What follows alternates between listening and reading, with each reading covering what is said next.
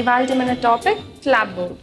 మామూలుగా క్లాప్బోర్డ్ చూడడానికి మంచి డెకరేషన్స్లో ఫన్నీ ఐటెంలా కనిపించవచ్చు, కానీ ఫిలింలో మాత్రం అది చాలా ఇంపార్టెంట్ టూల్.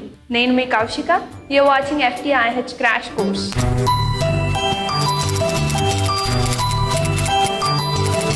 క్లాప్బోర్డ్ అనేది ఎక్కువ ఫుటేజ్ నుంచి ఎడిటర్స్కి ఏది తీసుకోవాలో అని తెలియజేయడానికి చాలా ఉపయోగపడుతుంది. మనం అసలు క్లాప్బోర్డ్ని ఎందుకు వాడతాం? పాత రోజుల్లో అయినా సరే, ఇప్పుడైనా సరే క్లాప్బోర్డ్ పర్పస్ ఒకటే, సౌండ్ని, విజువల్స్ని సింక్ చేయడం. అసలు ఈ క్లాప్బోర్డ్ని ఎలా వాడతారు? ఎడిటర్కి రష్ నుంచి ఒక ఫుటేజ్ తీసుకోవడానికి ఈ క్లాప్బోర్డ్ ఎంతో ఉపయోగపడుతుంది.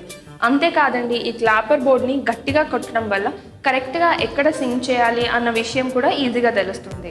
ఎలాంటి క్లాప్బోర్డ్ తీసుకోవడం బెటర్? క్లాప్బోర్డ్ తీసుకునేటప్పుడు ప్రొఫెషనల్గా ఉన్న క్లాప్బోర్డ్ తీసుకోవడం బెటర్. ఈబేలో ఈ క్లాప్బోర్డ్స్ చాలా చీప్ రేట్గా దొరుకుతున్నాయి. ఇందులో స్లేట్ క్లాప్బోర్డ్ దగ్గర నుంచి డిజిటల్ క్లాప్బోర్డ్ వరకు అన్నీ అవైలబుల్గా ఉన్నాయి. అసలు ఎన్ని రకాల క్లాప్బోర్డ్స్ ఉన్నాయి?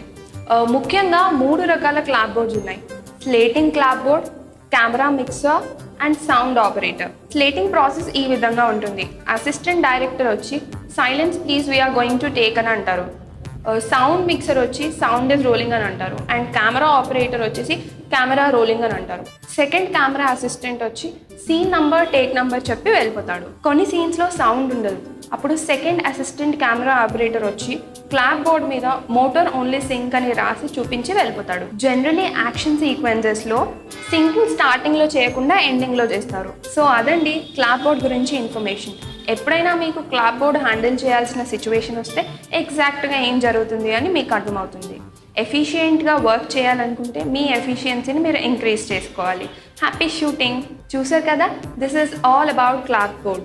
నేను Kaushik, you're watching FTIH Crash Course. Catch you in my next video with another interesting topic. Until then, keep smiling. Bye bye. Take care.